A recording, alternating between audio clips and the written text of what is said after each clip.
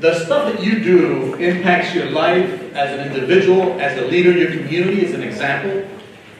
It impacts your family. They're proud to see you out there making the accomplishments that you're making on the field and off the field. It impacts your neighborhood, your community, and so on. This special recognition comes from outside in the sense that it's a group that comes together that you probably do not know about and maybe have never heard about.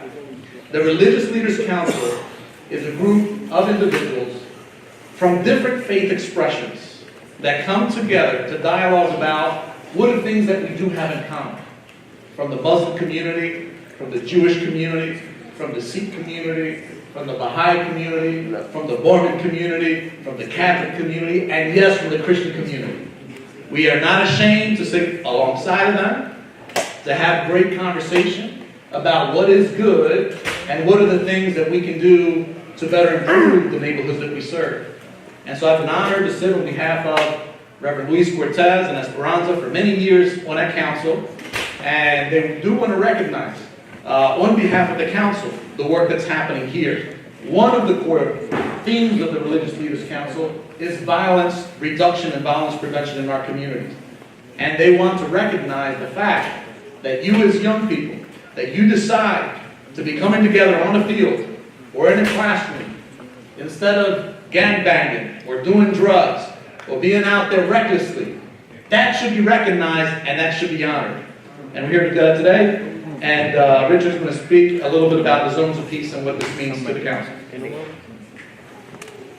Well, as you heard, the Religious Leaders Council is made up of all the religions that are here in the greater Philadelphia area. And very early on in their deliberations, they realized that violence gets a lot of publicity. It makes it into the newspapers. We all hear about it. On the other hand, groups like this that are really making a difference in their community get almost no publicity. And so they asked for a subgroup to be started, which we have called the Zones of Peace. And our goal is to recognize organizations in the greater Philadelphia area that are working towards reducing violence. And over the last 8 or 9 years, we have recognized more than 50 groups. And we go through quite an interview process before we select our groups that we are going to honor. And the key thing that we look for is that they are dealing with the root causes of violence.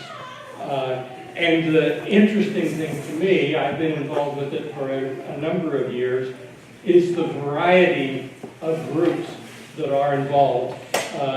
Here, you are primarily interested in the sporting.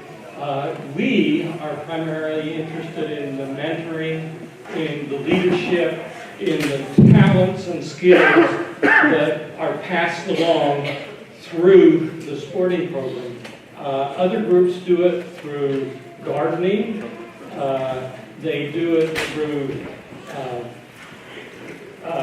working with young people. We even have a group that's honored for teaching meditation to young people who've been exposed to violence, to help them deal with the thoughts and the issues that come along with violence that they did not invite into their lives. So we have honored a number of groups. We are delighted to honor Timoteo tonight. I was not part of the interview process, but those who came over to the interview, when we next met as a committee, they were so excited about what you have done, the growth that you've experienced over the years, the fact that every year you influence more and more young people. And as was said, when you're busy doing sports, you're not doing violence.